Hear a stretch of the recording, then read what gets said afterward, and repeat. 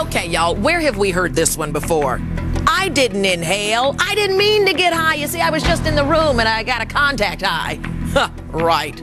But if you're Hank Leon, a guy who is currently on probation and who tested positive for drugs, well, this can be a major setback. You see, Hank's contact high landed him in the county lockup for 20 days. But he wants to prove today to his friends and to his parole officer that he is really a victim here, a victim of secondhand smoke. If you were looking to fill the role of party boy, some might say that Hank Leon looks like he's straight out of Central Casting. But Hank says he's not like that. Well, not anymore. His parole officer disagrees. Hank says his troubles with the law started one night at a party.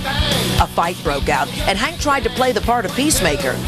When police arrived, they mistook him as the instigator. The police took Hank into custody and then discovered drugs in the trunk of his car. Hank's next trip was straight to jail. Flash forward now. Hank served his time and is out on probation when he gets thrown back into jail. All because he tests positive for marijuana. Hank says he's not using, but some of his friends are. Hank swears he flunked that test because of a contact high from a recent party. He comes to the lie detector today as proof to the doubters that he's a man of his word.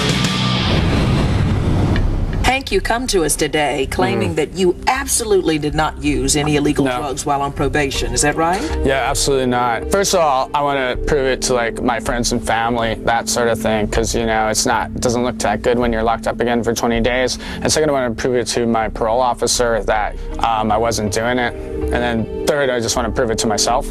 Why were you on probation to begin with? Because I was arrested at assault because I was trying to break up a fight. The people, I knew they had guns on them, so I just kind of grabbed like the first thing I could find to break it up, which is a flashlight. And while I was kind of trying to break up the fight, the police came in and they kind of thought otherwise, and so I was arrested. And they thought you were in the fight? Yeah, causing the fight.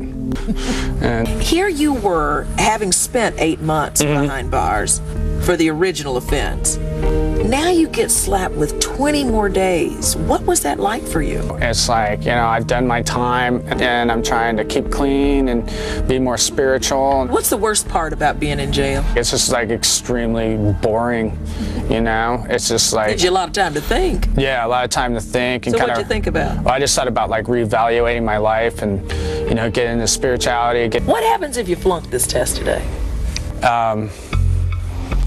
I don't know. If you pass the test, what will you do with that information? I would just say let it be like a positive affirmation. Is that what you want to be, a role model as well? You know, I just kind of want to, you know, just show people, you know, maybe that's not the best route in life to take. You've grown up a lot, hadn't you? I think so, yeah. So you came here today to clear your name. Are you ready to face the lie detector? Yeah. You sure? Yeah, I'm ready to face the lie detector. Let's get you hooked up. Okay, let's do it. Remain still, the test is about to begin. Be advised, Hank, any attempted countermeasures will invalidate this test. Are you now sitting down? Yes. Did you do marijuana while on probation last January? No. This test is over. Remain still for 10 seconds, please. So, Hank, you say you're a little bit nervous, but you came here today to prove to everyone that you did not violate your probation. You did not have any illegal drugs while on probation. Is that right? Yeah. Hank, the lie detector has determined that you are... Hank, you're telling the truth. Hey! I knew it, because I was telling the truth. You were telling the truth. Hank, this is a really big day for you. You've been vindicated. What do you say to your parole officer? You're a small little potato head. And what about to all the naysayers? What do you say to them? You're even smaller potato heads, because I proved myself right. So now you've been vindicated, and that must be a really good feeling. Yeah, it feels good, because just proves I was telling the truth the whole time and keeping to the game plan I was sticking to. I was going to say, this must really give you encouragement for you. You're saying you're going to clean up your life and walk the right path. Yep, and I hope it encourages others, you know? Anything else you want to say? This is your big day. You say whatever you want. I'm just saying, when it comes down to it, stick to your guns, and the lie detector doesn't lie. Give me some love on that one, man. All right. Thanks a lot. You've been vindicated. Thank you. Thank you. Dr. Ed, I bet there are a lot of viewers out there who are simply shocked at the outcome of Hank's polygraph test. I mean, Hank did look the part, Dr. Gelb. Well, thankfully, Ro, the polygraph is blind. It doesn't know the difference between color, economic status, or political persuasion.